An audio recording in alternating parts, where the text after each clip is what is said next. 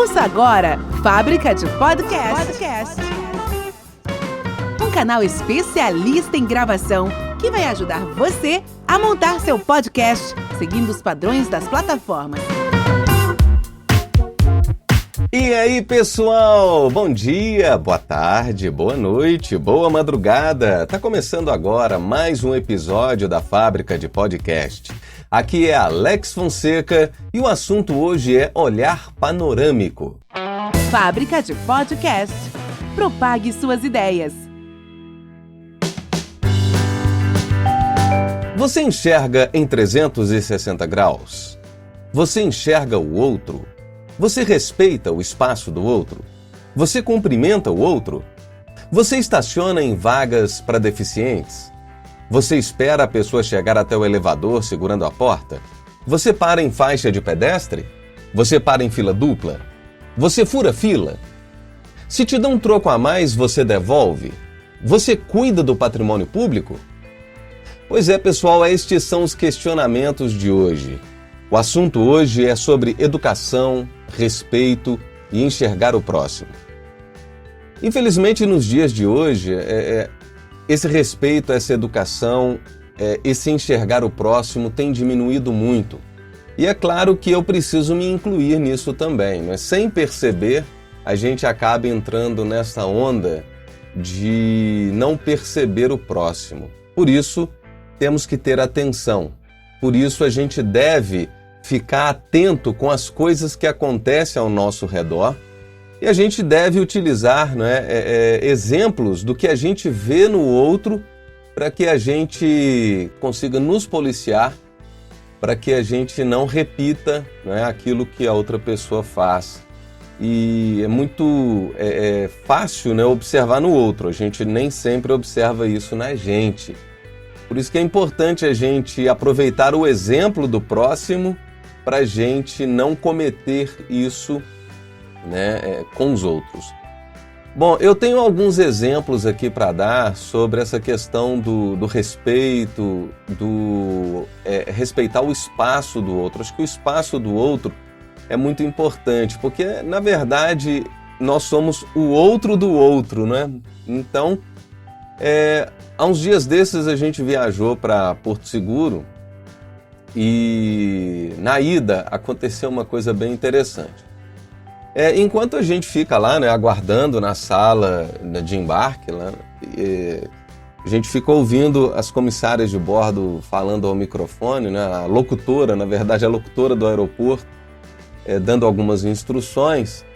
E uma das instruções que ela diz é o seguinte: se a gente leva mochila, ou alguma bolsa pequena, do tamanho de uma mochila, que a gente deve colocar essa mochila embaixo do assento, embaixo da poltrona do avião. Se a gente tem uma malinha, no tamanho padrão de até 10 quilos, a gente pode levar dentro do avião, mas essa aí pode ir sim nos porta-malas, que tem acima da nossa cabeça no avião, acomodadas ali. E nós entramos no voo para ir para Porto Seguro e dentro do avião nós não conseguimos vaga para a nossa única malinha. Éramos 4 pessoas, levávamos cada uma mochila que iria para debaixo do banco. Essa é a regra, a gente ia fazer dessa forma. E uma única malinha para colocar em cima. E nós não encontramos vaga para essa malinha em cima, porque estava cheio de mochilas. Aí eu peguei, chamei a comissária de bordo, com muito respeito, claro, e falei com ela, olha, como que fica a nossa situação? Vocês anunciam que as mochilas devem ficar embaixo das poltronas, nossas mochilas estão embaixo das poltronas, mas eu não tenho espaço para nossa mala aqui no lugar dela. Imediatamente a comissária de bordo pediu para que abriu o compartimento das malas, verificou que de fato haviam muitas mochilas, pegou uma mochila, perguntou de quem que era, e uma senhora logo abaixo falou, é minha. Falou, então a senhora por favor acomode embaixo da sua poltrona. Essa senhora não gostou, E ela retrucou, falou, mas eu estou numa conexão, estou dentro do avião desde tal lugar. Eu falei, tá, mas a regra é muito simples. O cara deve colocar a mochila embaixo da sua poltrona, então por favor coloque. E aí abri um espaço para minha malinha. Coloquei minha malinha lá e as nossas mochilas foram embaixo da poltrona, como já era de costume, como já iria. E o interessante é que essa pessoa, ela estava fazendo errado, e dentre outras pessoas também ali dentro do voo, não era só ela, mas ela foi a sorteada ali, né? Porque ela estava logo acima, as coisas dela estavam em cima do nosso assento, né? Bom, ela não gostou e ficou retrucando, olhando para mim com cara feia praticamente o voo inteiro, e eu estava cumprindo o meu papel, eu estava tranquilo, com a minha consciência tranquila, porque eu simplesmente precisava colocar minha malinha ali. Seria um absurdo se eu precisasse despachá-la por conta dessa senhora aí que ficou, né, usando um espaço indevido. Então isso é interessante demais, essa questão do respeitar o espaço do outro. Se cada um faz a sua parte respeitando o espaço do outro, o mundo fica mais simples. Porque eu tenho o meu espaço, o outro tem o dele. Se eu invadir o espaço do outro, eu vou estar roubando algo dele. E se ele se ele invade o meu espaço, ele vai estar roubando algo de mim. Então, se cada um respeita o espaço do outro, o mundo fica muito melhor. Concorda comigo? Bom, tem outro caso interessante também. Na volta dessa viagem, a gente já tinha entrado no avião, já tinha acomodado. Dessa vez havia muito espaço para as malas, no entanto a minha mala foi sozinha, em cima da nossa cabeça ali, caberia outras malinhas e tal. Mas um senhor chegou com uma mochila gigante nas costas, virando para um lado e para o outro. Inclusive ele me acertou com essa mochila, ele me atropelou com essa mochila. E ele trouxe uma mala de bordo com uma tábua, parecia ser uma tábua de carne. E essa mala não cabia de jeito nenhum no compartimento. E ele forçando, que eu via assim, esse compartimento vai quebrar daqui a pouco. Até que chegou uma comissária de bordo, orientou ele a despachar a mala. Ele falou assim, não, nós vamos esvaziar ela aqui, distribuir isso dentro de mochilas e tá tranquilo e vai dar certo. Acabou que no final das contas eles conseguiram fazer isso, esse remanejamento, e a mala coube lá em cima. Mas até isso acontecer, esse cara ficou desorientado, ele não teve o bom senso de tirar a mochila das costas. Então enquanto ele tentava, ele virava a mochila para lá, virava a mochila para cá, acertava o fulano, acertava o Beltrano. E ele ocupou um espaço gigante ali com isso tudo, atrapalhando as pessoas entrarem no avião, atrapalhando o próximo, né? Então é muito interessante essa questão do respeito ao próximo. Eu acho que não custa nada a gente ser cortês com o outro, a gente dar um pouco até do nosso espaço, cedendo para que a coisa aconteça de uma forma interessante. Depois você retoma o seu espaço novamente sem problema, né? Mas agora a outra vir invadindo o espaço, isso é complicado demais, né? Bom, eu gosto muito de falar de uma outra situação também, sobre vagas de deficientes. Gente, isso é muito sério, muito sério. Eu moro numa rua onde tem, quase em frente ao meu prédio, 2 vagas para deficiente. Claro que uma vaga para deficiente e uma vaga para idoso. E parece que elas se comutam, né? O deficiente pode usar qualquer uma das duas e o idoso também pode usar qualquer uma das duas. Então, elas são vagas especiais. Então, elas não são vagas preferenciais para essas pessoas, não, elas são vagas prioritárias. Essas pessoas são delas, ela é fechada para eles. Então ninguém deve usar, a não ser que tenha, né, essas condições aí exigidas pelo estacionamento. E eu vejo muita gente parando em vaga de deficiente, inclusive eu já vi carro com a plaquinha de deficiente tentando parar nessas vagas, e elas estavam ocupadas por outras pessoas.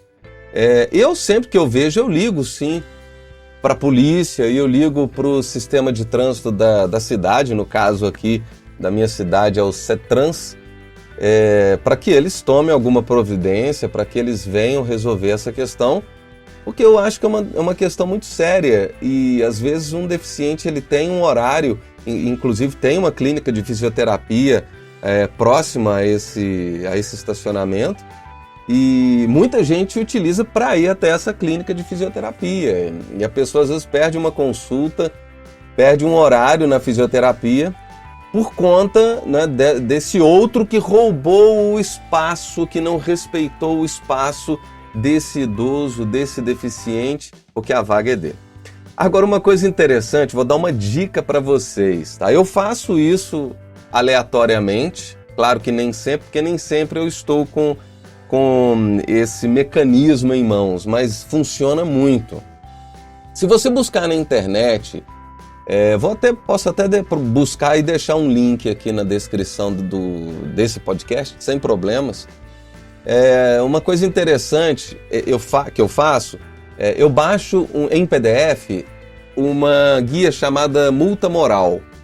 Essa multa moral é bem interessante porque ela deixa a pessoa que estacionou ali muito sem graça. Inclusive, enquanto estou conversando com você, eu estou procurando por ela aqui para eu ler alguma dela para você ver como é interessante o que vem escrito nessa multa moral. Bom, então, por exemplo, tá aqui, ó, acessibilidade na prática. Já encontra aqui facinho. Se você digitar multa moral no Google, você acha. Bom, aí vem escrito, um pouco de respeito e cidadania não faz mal a ninguém.